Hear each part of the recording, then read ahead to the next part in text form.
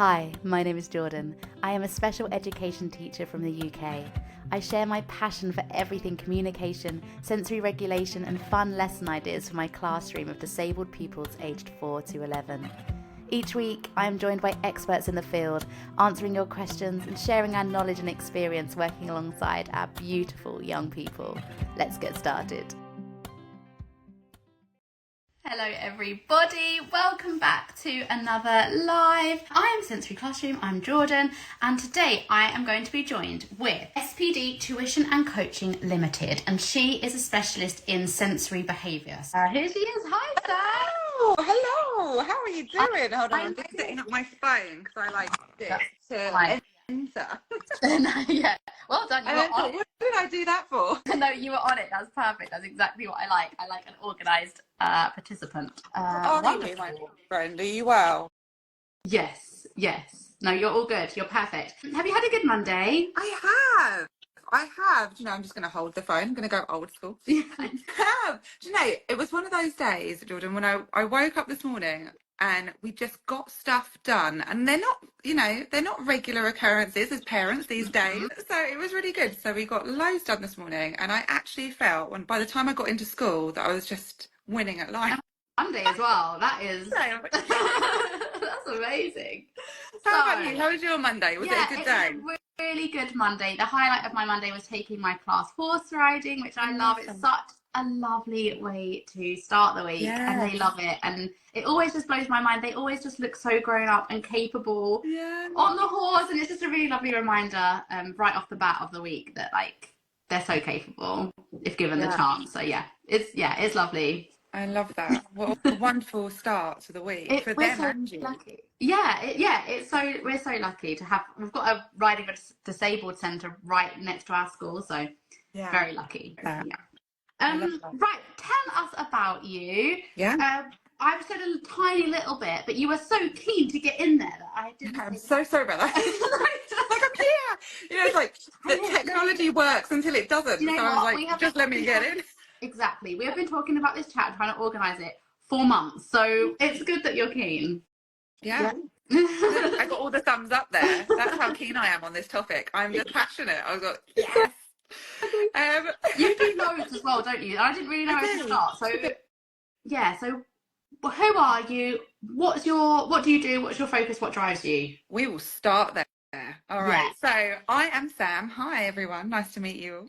I have been in education and childcare for almost 20 years, which is quite terrifying, to be honest. It is when you look back. When you look back and you think, gosh, really? But I'm only 20. How can that be possible? I know. So a long time. I started off in the world of nursery. I was an early years lead for a long time. In fact, my first ever spark for passion was in a school, an SEND school, where I used to work every summer and just go and support over their summer camps as a teenager, and that was what sparked my interest with working with children. So I've worked with children for a long time in all different fields. I was a Montessori teacher for a while and did that, and I love that, and I bring a lot of the Montessori stuff into what we do now. I'm also an executive coach and mentor, so I do a lot of NLP, which is neuro-linguistic programming. So a huge love for the brain and all neurotypes and how it works, and just everything to do with humanness. And now, I guess, in a nutshell, I am a behaviour consultant and trainer, but it all started from working with children to build confidence and communications, because I used to be a literacy consultant when I was doing teacher training before jumping into this role. I went from a deputy headship into that, and now I've built my business. And the children were coming to me and saying things like, Sam, I'm learning about my brain and I know about my amygdala, but I tell my teacher that her amygdala is, kicking in and she needs to take a big breath, and I get sent out. It's true though, isn't it? We're giving all these children this knowledge and these words about their brain, and good. Adults do need to be told sometimes. Actually, often. But then it's disrespectful and rude. So we were getting this conflict around the fact that our children were being, very articulate now, effectively communicating, which is what the goal was, but too effectively to the point where they were then rude. Yes, you're not wrong, but also then how do you How do you tell someone that's dysregulated that they're dysregulated with a power difference? So it was a bit of a moment there where we thought, that's interesting. This is enforcer. We need to shift. So we were getting this about parents as well, and that's where we started to think we need a holistic approach to this. So we started to do teacher training. We worked with all staff, everyone from teaching assistants to leadership, the whole, shebang. We started parental strategy sessions where we would run workshops, or we'd work directly with families. Of course, we kept working with the children because they're our heart. And then it just grew from there. And now, last year, we launched our online portal, the Behaviour Bank, which is a 360 approach within our holistic approach. So not only are we now looking at parents, children, and practitioners, but we're also looking at a holistic approach within the child. So the bank, I think, is amazing. Everyone that is part of it thinks it's amazing, but we've got everything from sleep coaches to nutritionists to speech and language therapists, because behaviour is never in the moment. That are all untouchable at the moment. It's so hard to get access to any of this stuff right now. Which is why we launched the bank, because the waiting times, and also, if you've got a child that is struggling with numerous things, the funding to have a sleep coach, a nutritionalist, a speech and language therapist. You need all of it, don't you? So much. And it's really hard to know what the focus should be, because, they're not eating, but is that anxiety or is that diet? Yes, they're not sleeping, but is that, sensory regulation, or is that they're not sleeping? It's so interwoven. It's all linked, absolutely. So this is why we were like, we need it all. If we're going to set up a platform that is for parents and practitioners, we have to have all bases covered. The amount of time as a teacher, I'd have children come in the mornings with a can of Coke for breakfast, and I'd have cereal and fruit and all sorts in my cupboard. But sometimes in the day, they'd just be like, what's in the cupboard? Is there fancy having a little nose in there? It has to start somewhere, doesn't it? Yes. And it's really hard to know when you've got all these professionals involved and all of these things that they all think their thing is the most important. It's really nice to just have a cohort that are purposefully working together. So you're not being pulled to NHS, but at school, all of these ways. I think parents are often pulled, and it's really hard to know, okay, well, but where do I fit? What's my role in all this? This is it. And I think everyone has got so many roles. We talk about the roles. So recently, we've got the Behaviour Pod, which is our podcast, and this last series that's just kind of launched is all about nutrition. It's with our nutritionalist Emma, who's wonderful. But we were talking about roles around food, because even within roles around, when children are not eating, there are different roles to support that. So what's your role as an adult? What's the child's role? And who has the power over each part of that journey? We talk a lot about journeys. We've got the Road to Regulation, which is our go-to for teaching behaviour and emotional regulation skills. So we talk a lot around journeys, but I think everything is a process and everything is a journey, and every stop almost needs a different role at a different time, and that can be a different person. But for our children, they need to be able to navigate that and feel successful along the way. And so do the adults, because all of this, this affirming practice, we're throwing this word around all the time at the moment, and it's often really new for teachers. It certainly is. For me, in the last couple of years, I've been really trying. I've shifted my practice so much, and I think lots of teachers are, and lots of speech and language therapists are, and so are parents with gentle parenting and all that. But also that means that we don't have a model of what that should or could look like. So it's really nice to know there's a handhold to just be like, is this what it is? Is it too soft? When do I say no? What is the benefit of that? When do I give them choices? When do I, all of those are so many questions, and it's only because they're trying to do it right. And I get questions all the time, and often I'm like, do you know what? I don't know. Let's work it through. Let's have a think about it. What, you have to kind of unpick it a little bit. And actually just to know that there are medical professionals and experts, that this is their whole job, this is their whole expertise, to just be like, no, it's all right. You've got this, you're doing it right, look up this, try this. Or actually, what you're doing is great. Sometimes you just need a little pat on the back and be like, carry on. Keep going, it's okay. things aren't the magic wand, are they? It doesn't No. often happen overnight. Often it takes weeks, months of consistent approach to support your young person in for whatever reason. And And you know, sometimes what you do works, just need that. you do, and what works one day won't work the next day, all the time. And I think, you know, we really, we do look for that cookie cutting process because we like it to be tidy. We're predictive organs. Our brain is always looking for the shortcut, which is great, but not always useful. And I think actually knowing that from the get-go is really helpful, because sometimes it's really difficult to try something one day, have success, and then it not work the next day, and you're like, well, where did I go wrong? Yeah, and you lose all faith in yourself and your ability to manage, don't you? You do, you do. But the opposite then also happens, that when it does go right and it does, you know, work and you're supporting your learner and it's all going well, or your child, then all of a sudden you're boosted dopamine. This is the best thing ever. I'm amazing. The best mum or the best teacher. Look at me go. But actually, maybe we need to find a balance in between the two, and it's just like, okay, cool, that's good. They're regulated. Yeah. Let's manage tomorrow, I suppose. It's probably a more. Do you know, Jordan, we talk a lot about this, particularly with our parents, our TBBS parents, because I think as parents, a lot of what we see in our children, we find as a reflection on us. And actually, our children are their own beings, their own little characters, their own people. And yes, of course, you'll see yourself in your child at some point. They'll do something and you'll think, yes, I say that too much.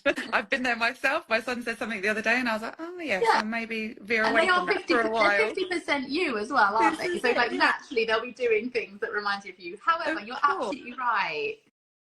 But it's not, you know, when they are dysregulated, it's not because of something that we have created or that we haven't done a lot of the time. You know, maybe I talk about spotting the signs, but maybe practicing that is useful, and having these tools. We have so many tools in our toolkit. But in terms of having that ownership, it's a shared ownership, isn't it? And I think as parents we have so much guilt around that, and it can feel really hard, which is why the bank for me was so important, because I just thought, I mean, I've worked with a number of the experts in there to support my son, and you know, was so thankful to have the opportunity to do so. But because you can then say, okay, right, this is what I'm focusing on, this is what I'm doing, I've got my bit covered.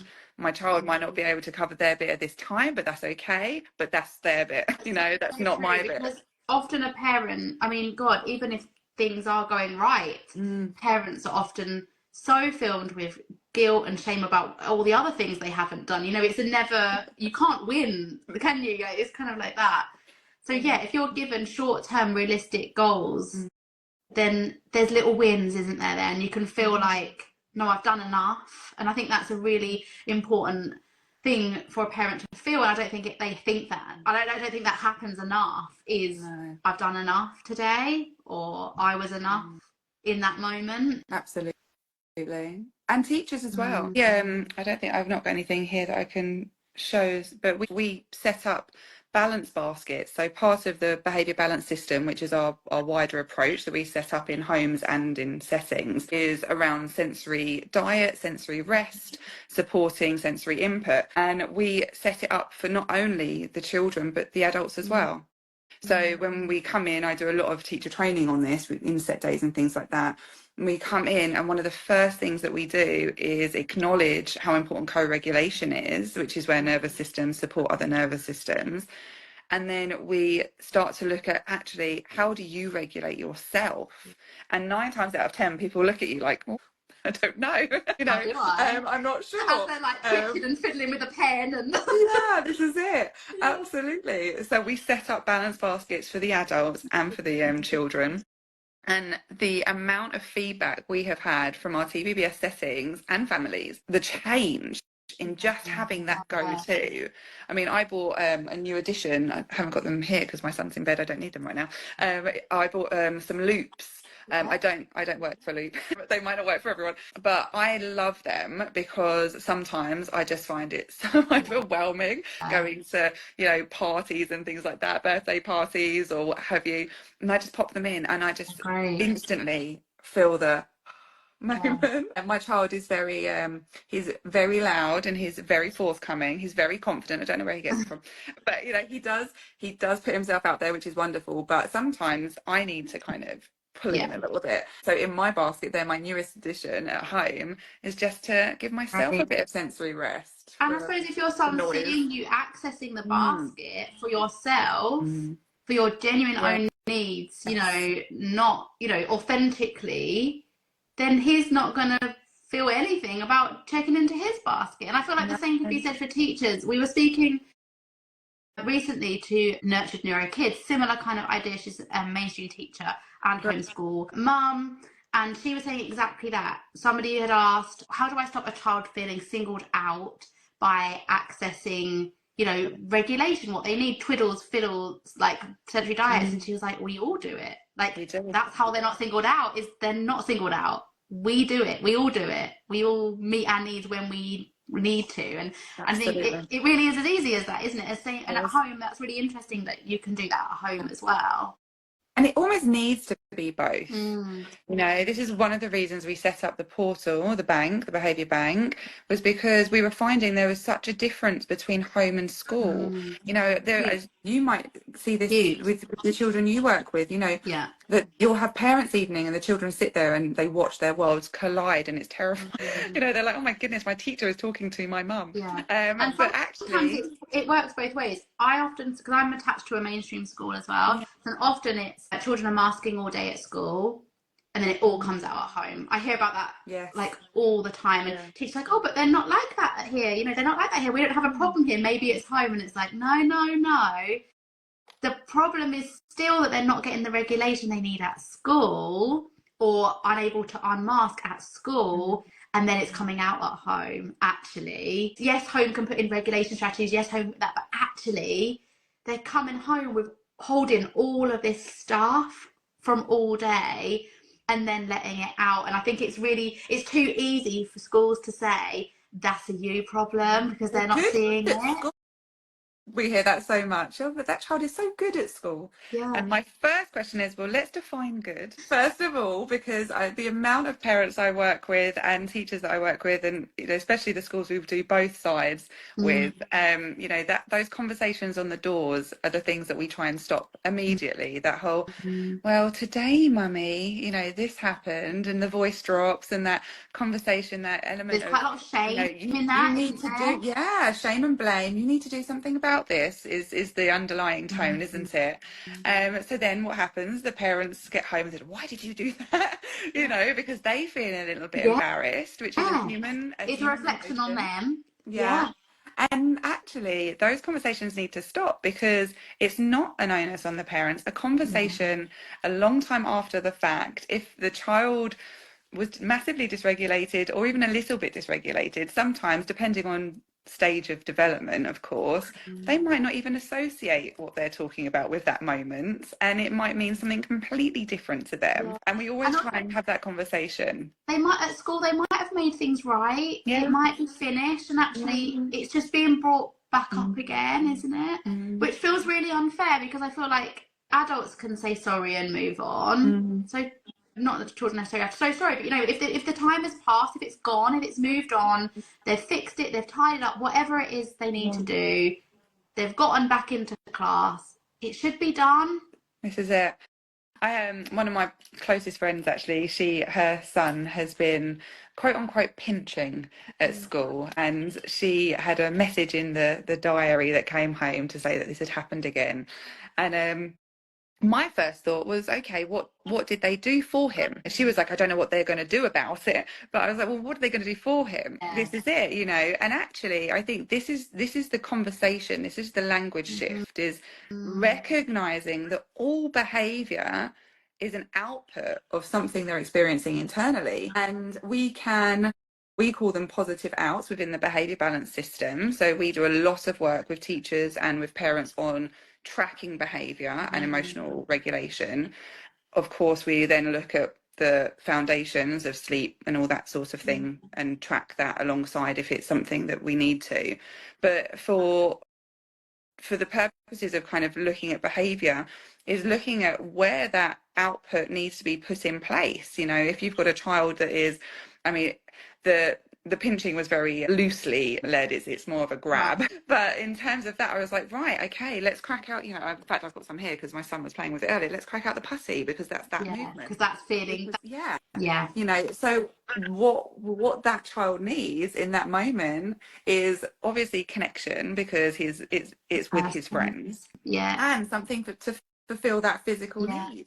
And maybe he's getting like a fun reaction, like the interaction's probably quite fun, even if it's a negative one, like it's probably quite funny, isn't it? Yeah, it feels nice. It's that connection. There's so many reasons, isn't there? And they've found a way to fulfill all of those. However, not appropriate. So yeah, exactly. Replace that behaviour with something. And if he doesn't go for the putty, well then maybe that's not what it is. Maybe it's not a texture thing. Maybe it's something else. And it's just about trial and error and trying to fill that gap, isn't it? Absolutely. Yeah. And there's so many ways to fill that gap, you know, that do not involve a note home to bring shame to the parents. And it's not that we don't want communication between parents and school. That's not what we're saying. It's just it's how it's put across, isn't it? Absolutely. You can say this is what happened today without saying and what you're going to do about it with that tone. This is it.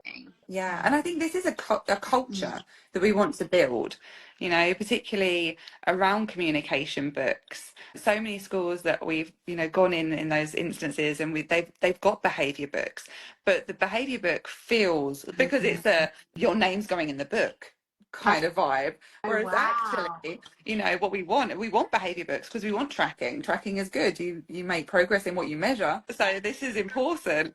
But again, it's having that culture, that ethos where it's just communication, and it's not, it removes that shame and blame and finger pointing, and it just replaces it with the head scratch instead, like curious, like let me find out more. Yeah, often I hear about the traffic light systems. Lots of teachers use traffic light systems still, and which blows my mind, but they do. So the idea being that they'll put a child on amber as a warning, and then they'll put them on red, and there'll be some kind of consequences, is the idea. I've spoken very openly about how against it I am. I'm my favourite thing to pull off the walls when we go into a new TGBS school. Get rid of these. But I remember somebody saying to me, the best thing to do in a meeting is to have your own traffic light system with the teachers or TAs there, and start using it on them. If they're fidgeting, if they're chatting, if they're whatever, just put them on red and see how they feel. The public shame of that, all of a sudden they won't do it anymore. And it is so true, isn't it? But that's quite a big example. But also, like you say, the conversation, let's put ourselves in the parent's shoes. Let's put ourselves in the child's shoes. You know, are you having this conversation with the parent in front of the child? Like, let's not do that. Let's do a phone call home, you know, once before they've even left. This happened today. I'm going to put this in place tomorrow. Yeah, exactly. Yeah, we've got it. We've got an idea, but I just need to let you know that happened. Of course you do. It's about safeguarding yourself, isn't it? Especially if there's children going home with marks on them. You know, you need to safeguard yourself as well. I understand that, but it's just how you have that conversation, isn't it? Without shame or blame. I think that's really crucial.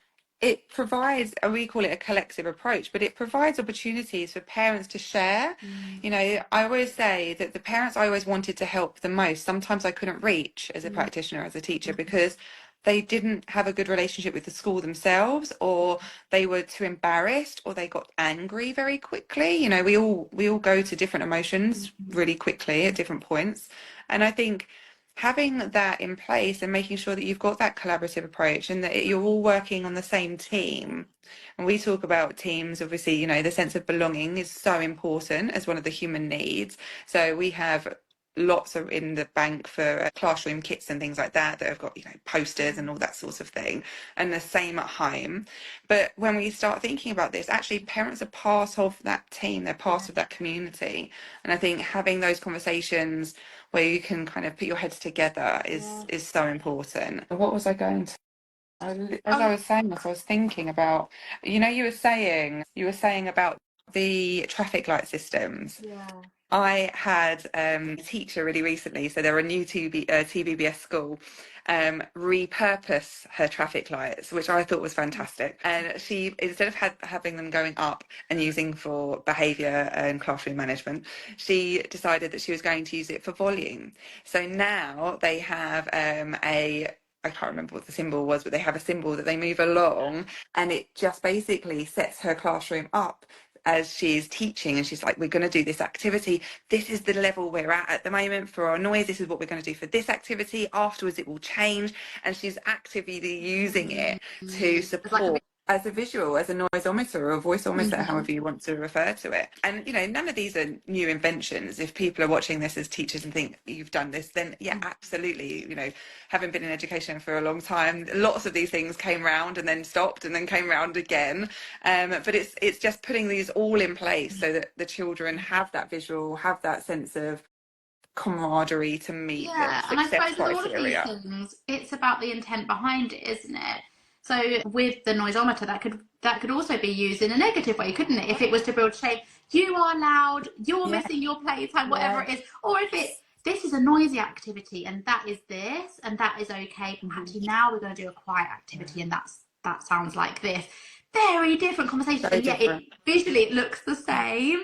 So I guess it's also about just thinking about the intent behind, you know, what are we trying to get out of this? Is it shame and blame, or is it actually supportive scaffolding and a visual to support our learners to understand what we're asking them to do? That's very different, isn't it? It is, and it really comes down, in my opinion, my very humble opinion, Jordan, to having that, are we wanting just compliance? Yeah. Or are we wanting collaboration? Because our need for control, because we have to keep children safe, you know, teacher hat back on here, and parent hat as well to a certain extent, but we have more children as teachers to manage. But in terms of this, are we worried that we're going to lose control? And is it coming from a scarcity space in that we need that control so we can't give it away? Or are we able to say, right, this is the goal, this is where we're going to get to, and loosen the reins, as it have were? confidence in your own ability and in the children's ability that they can manage that until proven otherwise, maybe. I work with lots of teachers that are fearful of relenting control because it feels unsafe. And actually they might be surprised if they just loosen it a little, you know, just loosen it and let the children prove you wrong. Because given that practice. You know, and I think for me over the years it's been a lot around, you know, someone walking past and what will they think, or if someone comes in and that it's a noisy activity, what will they think? I did some training and some work over in Sweden, and I remember walking in, it was a year 5 classroom, and I was a year 5 teacher in the UK at the time, and I walked in, they all had slippers on, they were sitting on the desks, I didn't know who the teacher was. I mean, I walked out and I just thought it was chaos, and I couldn't believe it. And as soon as I found the teacher, you know, I was like, oh my God, like, what's happening? And she was like, oh yeah, like this is literacy, welcome. And they were all chatting away. I mean, they were talking in English, which was great for me because obviously I could then understand them, but it was wonderful. And they were so engaged, and it took all of 2 minutes to get them to, you know, sit down in the chairs and be ready for the next activity.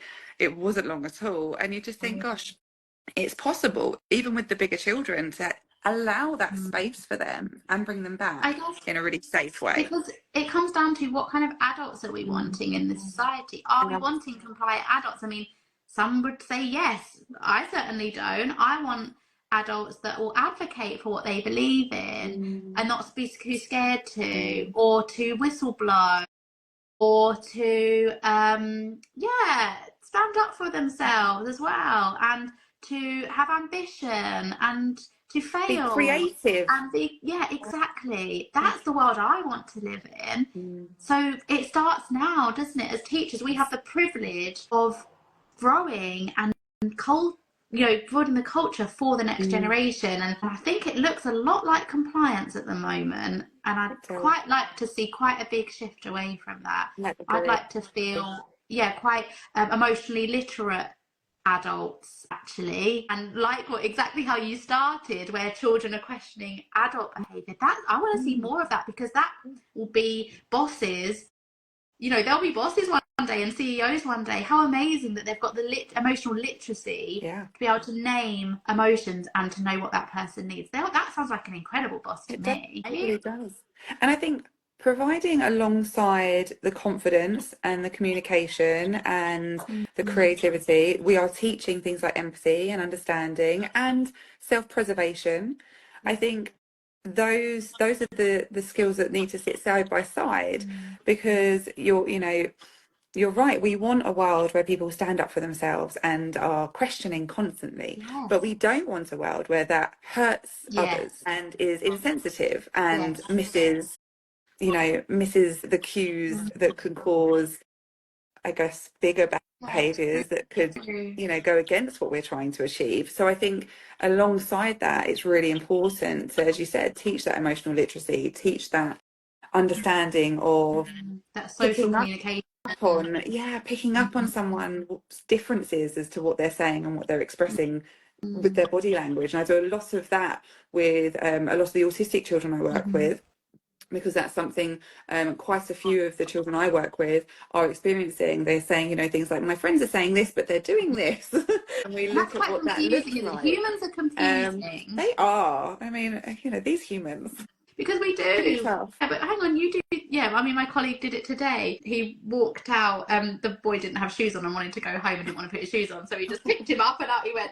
And then all of my teachers just looked and went, "Well, you tell us not to pick the kids up, and now you're doing it." But we do it all the time. All of us do it the time. And don't eat any chocolate, and then as soon as I go to bed, however trivial it is, we do it a lot, don't we? And I suppose because we're not robots, we're human. But I suppose as long as our intention is to get it right, I guess that's what we can do, isn't it? And support each other to get it right and change a face, and all of these things help to be as consistent as possible. I've been speaking to someone in the DMs who sounds like she's having a real crisis with her parenting and child, and in the end we've spoken through some ideas, and I said, if you're in crisis, I think you might need to refer to CAMHS or social care. If this isn't enough, then I think that's kind of where we're at now. But there was a lot of we've tried that, or we've done that, but then the behaviour escalates, so then she just got her own way anyway, and I just think, this sounds like years and years of fight for control and inconsistency, loose boundaries, so the child doesn't have a clue where they're going, what's happening, full anxiety. And so is the parent. So both of them are trying to navigate this always changing parameter, really. So when we're talking about kindness, softness, understanding, it's also not, do whatever you want. Okay. Is it? So, and I think there's a reason why you've called yourself the Behaviour Pod, Behaviour Specialist, Behaviour Bank. I think it's a very search for word is behaviour, and I know what it really is communication, regulation, literacy, and you could have called everything we do comes out as behaviour, and it's not always negative. No. I was working with one of the schools that we work with is in Japan, and they're currently we're looking at behaviour policy and things, and actually they have a lot of compliance, too much in fact compliance, and we're looking at how we talk about up-regulation and down-regulation within the behaviour balance system. So some of those children actually need up-regulating because there's so much compliance, so much kind of down time, not in terms of academics and things, they're very go but they're very driven, there's no relaxation, there's no rest, so we're actually looking at how we can upregulate them and also kind of start to balance out a little bit of life for them over there. But I think Everything is behavior, and we have this really negative association with the word behavior, and we think all behavior is about, bad behavior, quote unquote. I mean, we don't call it that, but it's not. It's Yeah, so about if you looking at say what the output is. yeah, if you say someone's displaying behaviors, what would you assume? Yeah.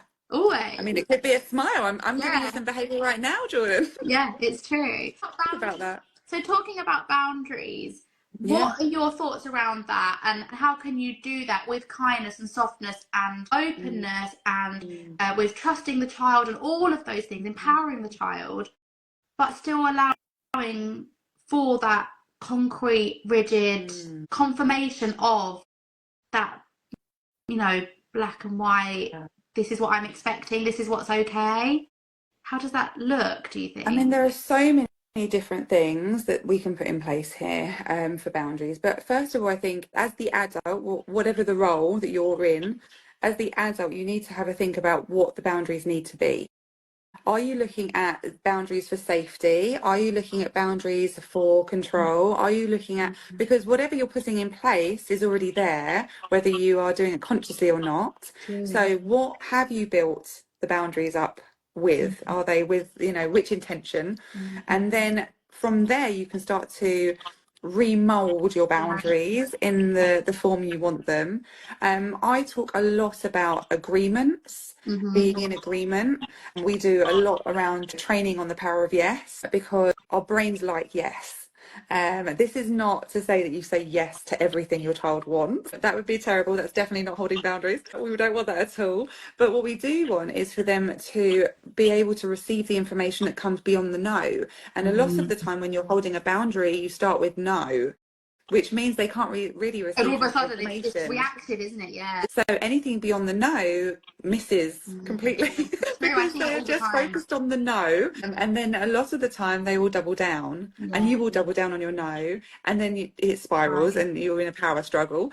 So a lot of the time we talk about the power of yes, using yes to lead in and then supporting with the information you want to give them. So if your child wants to, I don't know, eat a bag of sweets just before bed and you've said no in the past, but then behavior goes through the roof and you're not sure what to do, it's something around, having an agreement in place initially as to, this, as a family, we agree that we're only going to eat this at this time, or we're going to do this, and whatever your agreement is. So you can always refer to it, and there are some really lovely printouts in the bank if you want to, go there, and we've got. But then it's not a shock, is it? It's almost like they've already been pre-warned that this is. And they're involved, we want them to be part of the family and tell us what they want as well, So then if mummy and daddy does something that they don't really, or mummy and mummy or whoever, point, isn't it? they might not like it when you do something. My son does not like it if I turn the TV off midway through something.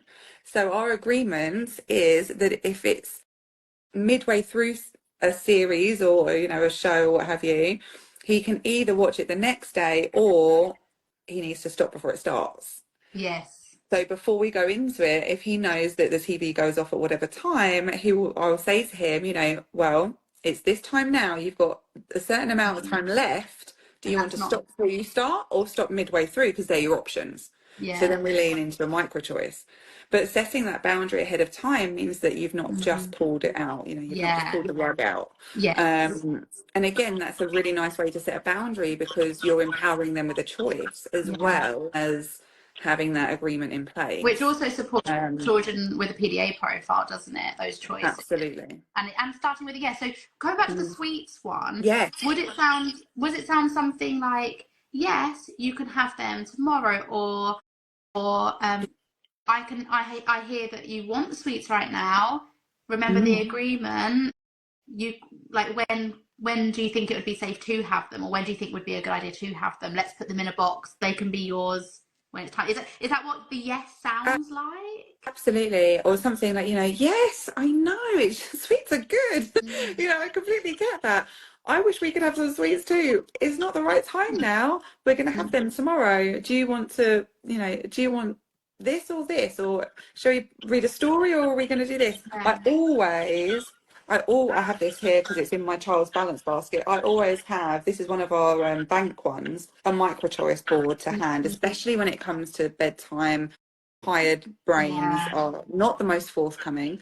Absolutely. Yes. Just I draw love it. these. I can't remember what they're called. I'm not sure. I got them on Amazon. I can share the link. Wallets. Wallets are wonderful. I use them all the time. We have everything in them. And that's our communication board from the bank. It's got emotions on one side and needs on the other. But it's just, yeah, especially as they get tired, you know, in evenings, and children get tired in the afternoons at school. So we use them a lot in the afternoons as well, you know, with children who come in feeling a bit exhausted after lunch, or sometimes if they've had big arguments or disagreements, conflicts on the playground, that's tiring, emotionally tiring. So again, having that visual is really helpful. But yeah, leaning into that yes and the I also micro choices find is with always helpful. visuals, they can get angry at the visuals, and it kind of takes me out of the situation, which is weird because they've seen me draw it, but for some reason it kind of diffuses the me versus them and actually puts it on a third party.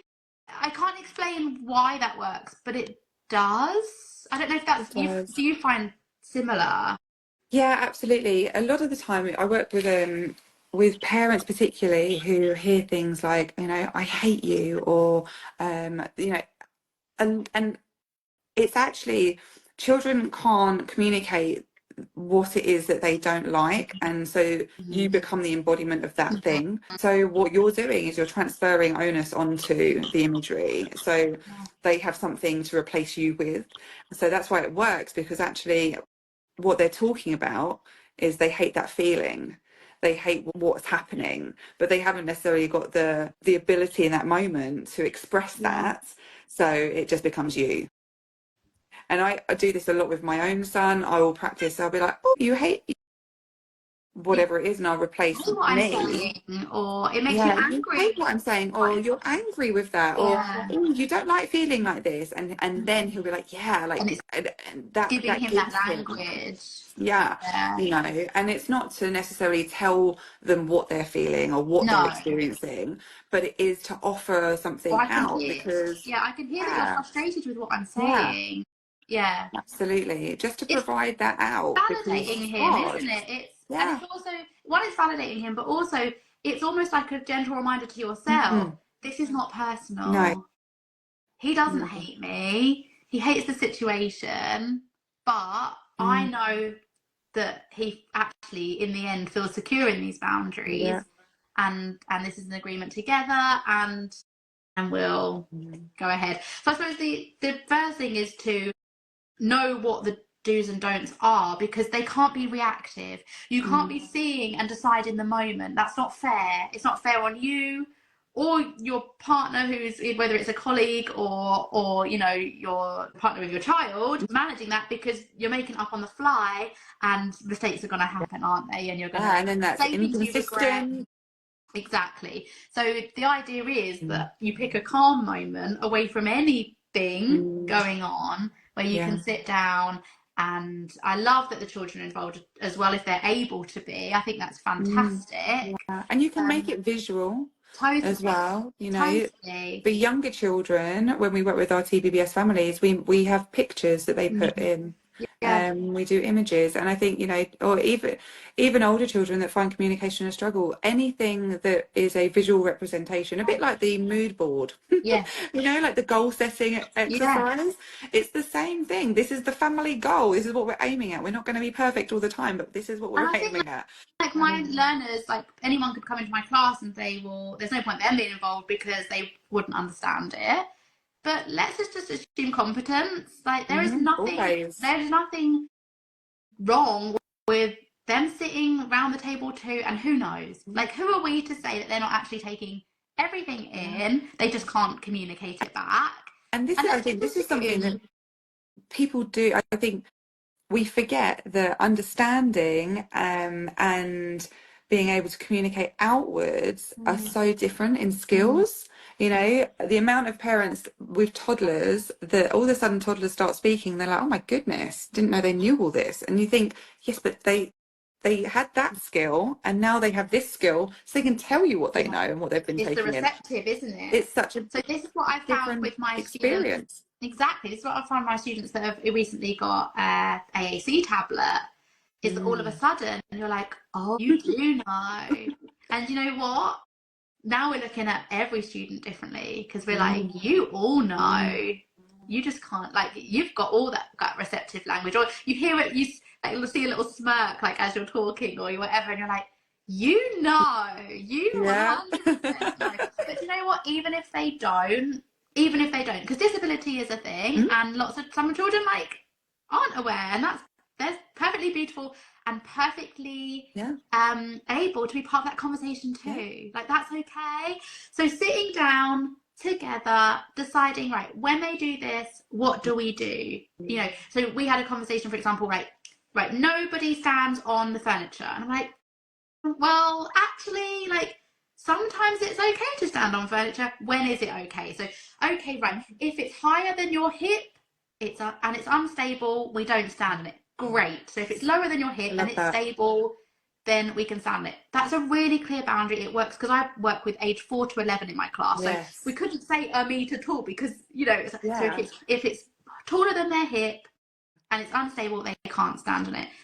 And then that's so clear. It's so consistent, because as the child grows, the boundary grows with them, you know, and it makes so much sense, doesn't it? So having really smart targets for yourself, you know, think about every eventuality. Yes, of course, we don't want them walking around with food, but what if it's a this day, that day, whatever, you know, is it every day that we don't want them? Or is it actually just at lunchtime? Or is it just at, you know, so just keeping it really consistent, trying to think of every eventuality, writing it down. And flexible. Yes. Which is a difficult one.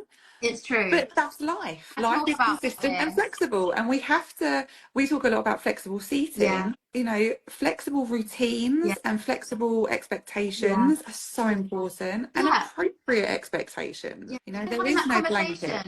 With your child, like, oh, we decided this, didn't we? But actually, that doesn't work at the theme park, does it? Because at the theme park, we do walk around and eat our candy floss or whatever.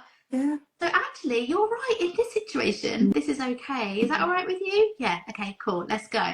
Isn't it? I call it consistent compassion. So it's thinking in the moment.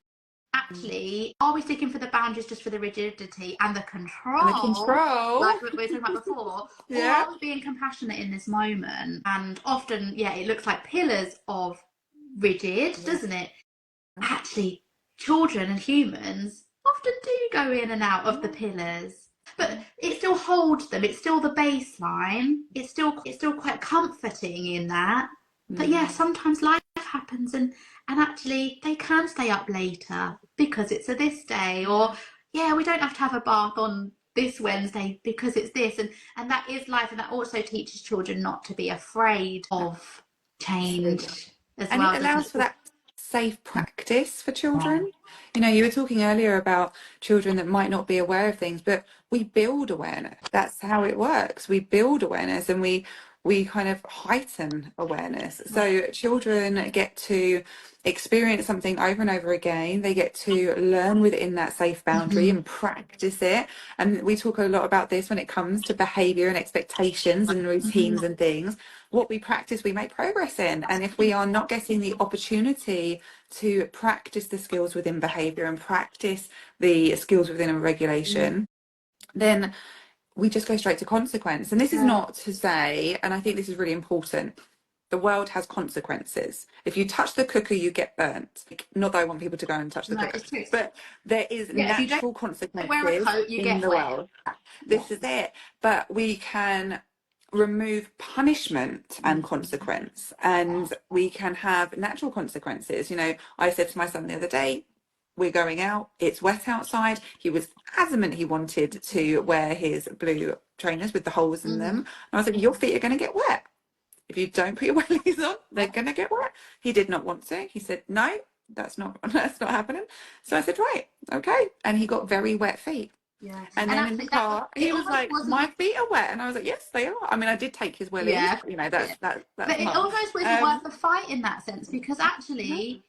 Learn through doing, my friend. Yeah, learn through doing. Time when you have that conversation, oh, do you remember your feet got really wet? You've got some evidence now. That wasn't very comfortable. Yeah. And actually, if he does it again, whatever. He obviously likes wet feet, if that's the case. And some things that you can do that with, aren't they? There are safe things that you can allow the natural practice consequence. with. Yeah.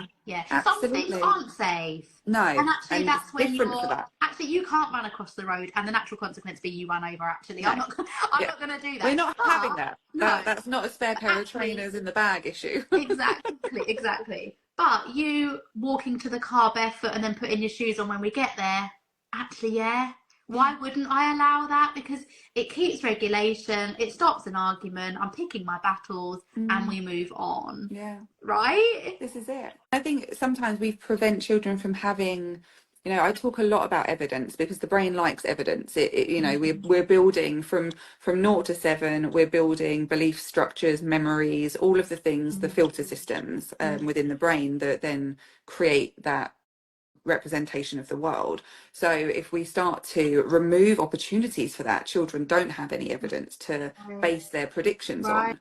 So this is where they are not aware of that natural consequence or what will happen if. So not only are they curious, but they have no evidence to base the next step on, and maybe they become reliant that on prediction. The prompt as well. Like lots of my autistic learners, and I don't know about other learners, I'm sure all children end up relying on prompts. If we're always saying, put your coat on, put your shoes on, they're naturally going to wait for the adult to say, put your coat on, put your shoes on. Actually, if we just stop ourselves for a second and breathe for 2 minutes, yes, they might be 2 minutes later, but what if they do it independently? How much more exciting is that? Right? Yeah. So sometimes it's about just step back, breathe. As a teacher and parent, I would say, always breathing. Can they do their zip for themselves? Maybe they can't do the whole thing, but maybe they start and try. Shall we just let them? Maybe they can sort out the tongue on their shoes themselves. Maybe they can pull their trousers the right way. Maybe they can pull up their pad once you put it on their feet. Let's just see. Just slow down.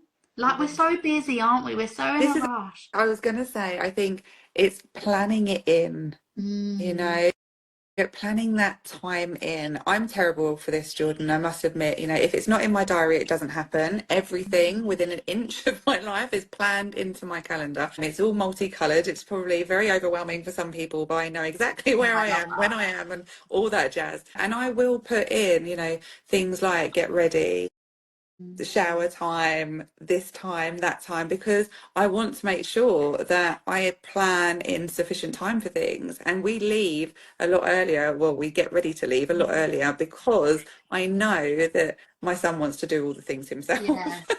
And it does take him longer. It's true. And I don't want to feel the stress of being late. So I like to preempt that. And, we start a lot earlier. So I tell him we're running late before we start running late. Yeah, I think. And he knows. I think the rushing, especially before school, I think let's talk about that because that affects home relationships and school. It's a big behaviour one. and regulation, doesn't it? That rush to get ready for school is such an important one, isn't it? Because already children have fought and felt frustrated and annoyed and busy and unlistened to and not respected, and that's before 8 a.m. So much. We as adults as well, it's so much. And I think by the time parents get to work, having done drop off and all that jazz at the beginning of the day, they're knackered. Yeah, they feel like they've negotiated with terrorists. Not even started yet. Yeah.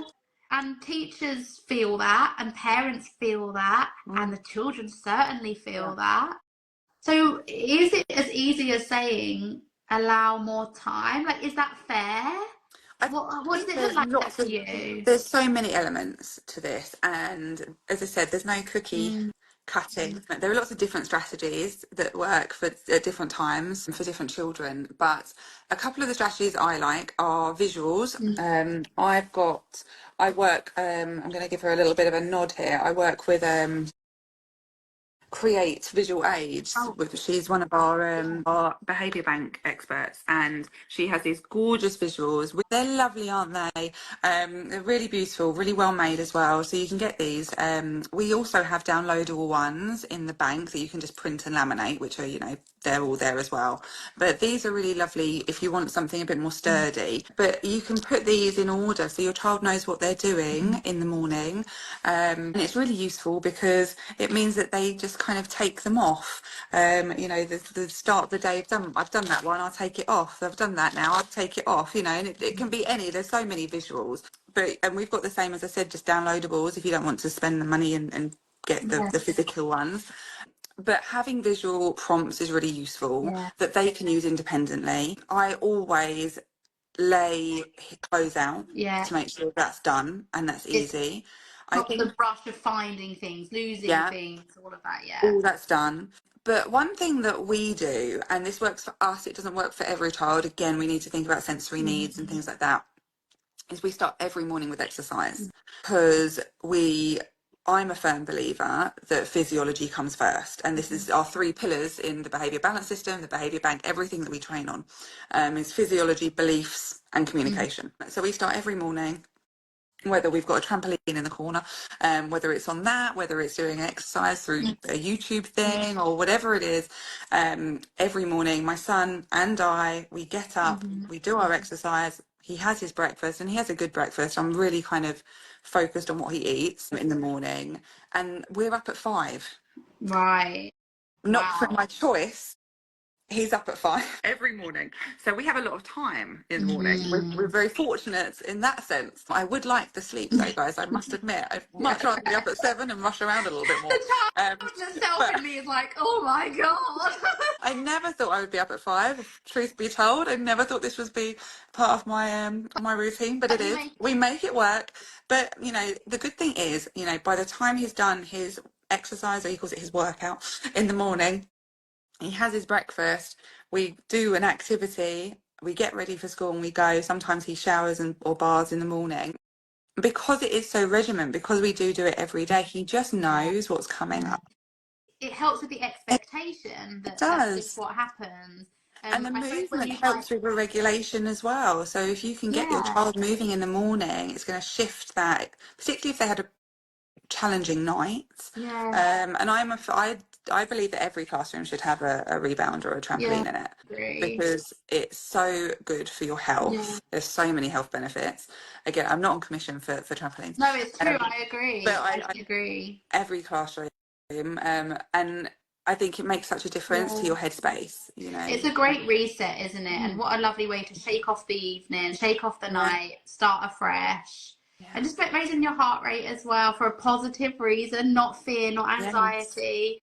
It, like, you know, it does so many things. I love that so much. And if you're a teacher, listen to this and you haven't got control over your pet, you know, why not start off your school day with a similar thing? Raise that heart rate, do exercise together, you know. What a lovely community thing to do, to like all support each other in that. You can also provide the visuals, you know, you can fill in the gaps maybe that like, because not all parents will access this. I could talk to you for hours. I was thinking exactly. I was thinking this could be a really long live, Jordan. I can't believe it's already 8 o'clock. We're going to have to close this down, but we're going to have to get you back because I need to hear more about your behaviour bank. This sounds so exciting, and everything you offer as far as resources and professionals go is really exciting and really needed. It sounds incredible, and the fact that your staff can span ages, all ages and stages. It's just really exciting, and it's so neat, and I'm really pleased that you're doing it, because it's too much for me to take on, but it's needed. It is, and it's, you know, it's all that step in the right direction, isn't it? You know, because I think teachers and parents, sometimes we all feel like we're pushing water up a hill. It's not easy, and we all go in for the right reasons. And I think, you know, my goal, one of them anyway, I've got lots of goals, as you can probably imagine, is to keep more of our amazing teachers in teaching, because staff retention is so difficult. So let's not shame and blame teachers, let's not shame and blame parents, let's not shame and blame the children. Let's just all work together at doing better, all of us, maybe. realistic expectations of Right, self.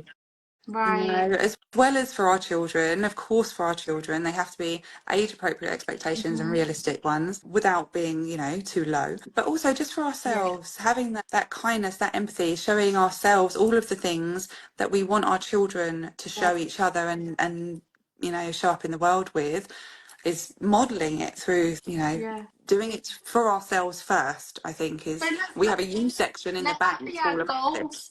Let that be our goal for the week then. Though people that are still Yes. watching this, let's action this rather than just like having this amazing live and then like off we go back to our normal thing. Yeah. Let's start with ourselves. Let's not, because we're so about like fixing the children, which I'm so against. But like Yes. we're so always on them. Actually, let's make sure that we give ourselves enough time tomorrow morning. So let's, start there. Let's make sure that we have the nutrients we need in our bodies. Let's make sure we've had the movement break. Let's make sure we're prepared for the day. Yeah. And I bet you'll see a difference in your children's behaviour. Like, let's not even think about the children. Let's just regulate Think ourselves. about yours, yeah, and have that co-regulation in place. A lot of the time, the tweaks. Well, who was it? Paul Dicks's Oh book yeah, about the adults that change. yeah. I don't know if you've read it. It's a Yeah, we really have. great We're book. doing it at school this year. Oh, It is, no, isn't it's a it? really good Yeah, book. when the Yeah, adults change, the children change. It's true. he's wonderful. And I think, actually it's so important because without us changing, we can't promote change. Yeah. So having that in place, earlier you said about the big breath, and when you do that, you almost reset yourself. We have the balance baskets. Walking to the balance basket to get the item is a little reset as well. But finding those moments just to Yeah, lead the co-regulation. we were talking about not wanting to control the children because you can't control other people, but you can control yourself. You So let's can. start there. Yeah. So let's have that be our goal for the week. Everyone that's watching either now or when the saves to the grid. Yes. For that to be our goal is to self-regulate for this week. Let's just focus on that. Let's just Learn witness that the for change. ourselves. Yeah. Exactly. And actually model that to our colleagues as well. Yeah, I love that so much. Let's close off by where can people find you? Because I know they're going to want to find out more information and access your stuff. So where can they access you? So we are actually a little what's the word, sneak peek behind what we're doing. So we've actually just renamed the company because we started many moons ago as a tutoring company, hence the name, but we don't do any tuition anymore, and haven't done for a long time. It's all been confidence coaching and that, the behaviour work and things. So we're actually renaming the company. Well, it's just been done. We haven't done the online presence yet. So it's SPD Training and Consultancy moving forwards. But at the moment, it's SPD Tuition and Coaching, and you can find us on all of the many social media platforms that we're all part of. And if you want more information about the Behaviour Bank, you can Google the Behaviour Bank and it will come up. Or you can search SPD Tuition and Coaching, and our website will be there. That's awesome. Sam, you have been amazing. I could literally talk to you for hours. Thank you so much for being part of this. Thanks for inviting me, Dawn. I feel really Lovely to chat with you. I know, me too. I've been so excited to talk about all these things with you because I knew we'd have a great chat. It's brilliant. I love it. Thank you so much. And I hope you have a good rest of your evening. You too. Take care. Bye. Speak